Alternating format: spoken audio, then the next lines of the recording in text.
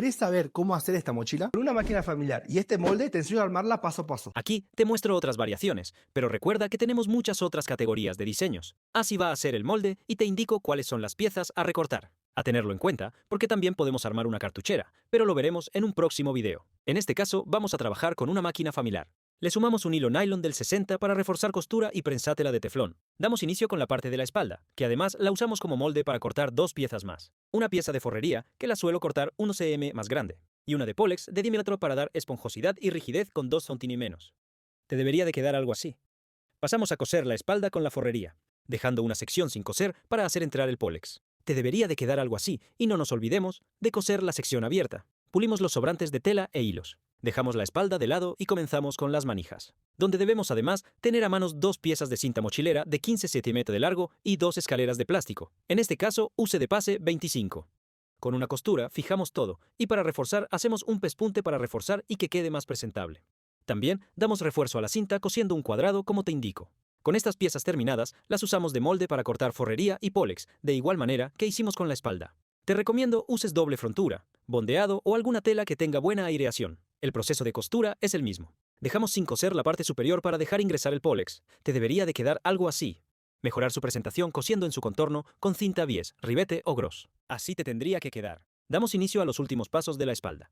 Recortamos en otra tela para dar refuerzo otros triángulos. En este caso, use friselina. Y además, recorte dos tiras de cinta mochilera de 50 centímetros de largo. Observa cómo doblo por la mitad uno de los triángulos para colocar una de las tiras de cinta.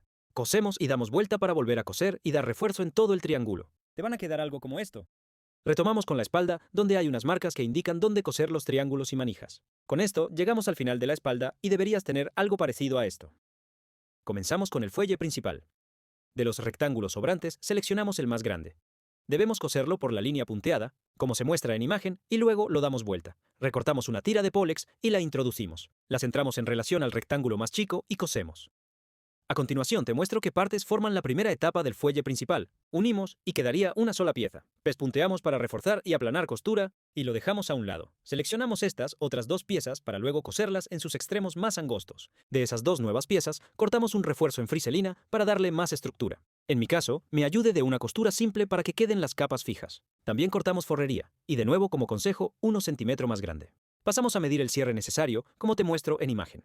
Siempre dando 3 centímetros de más de tolerancia, unimos el cierre y el forro a la pieza con una sola costura. Te puedes ayudar de alfileres o pinzas para evitar movimiento de las capas. Aquí te doy una mejor vista de cómo va quedando. Es importante que observes la orientación del cierre para evitar descoser. El forro debe quedar por debajo y lo fijamos dando un pespunte. Además, fijamos el resto del forro con una costura en el contorno de la pieza. Mira cómo va tomando forma esta primera parte. Hacemos lo mismo con la otra pieza, uniendo la otra mitad del cierre y con una pieza de forrería. Te debería quedar algo así. Colocamos los deslizadores haciendo coincidir los centros de ambas partes. Aquí, según cómo hayamos cosido el cierre, pueden haber desfases. Por ello, debes imaginar una línea recta como te indico. Seleccionamos el rectángulo más grande de todos, que será la base del fuelle principal. Irá ubicado como te muestro, pero antes, debemos reforzar la pieza como venimos haciendo, es decir, una pieza en friselina y otra en forrería. Observa con atención cómo debemos posicionar las capas para unir todo con una sola costura.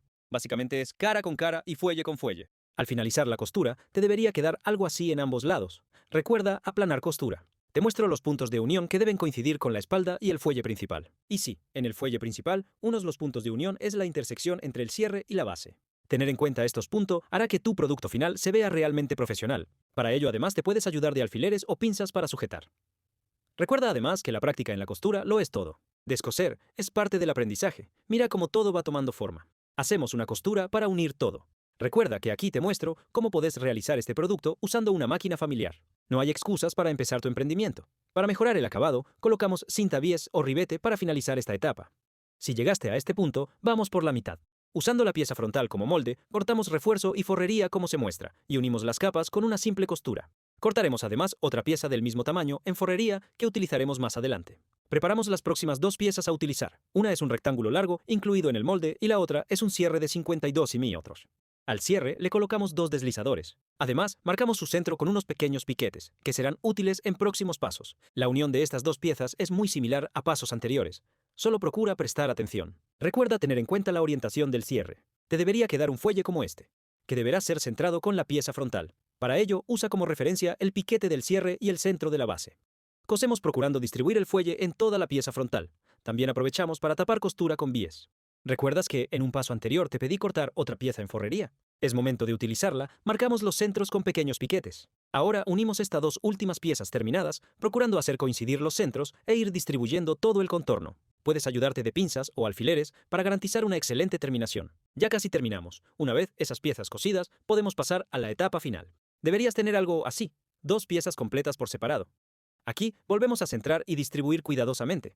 Observa cómo ubico las piezas del lado del revés, fijo con alfileres y directo a la máquina para finalizar esta hermosa mochila. Damos vuelta para descubrir nuestra obra maestra.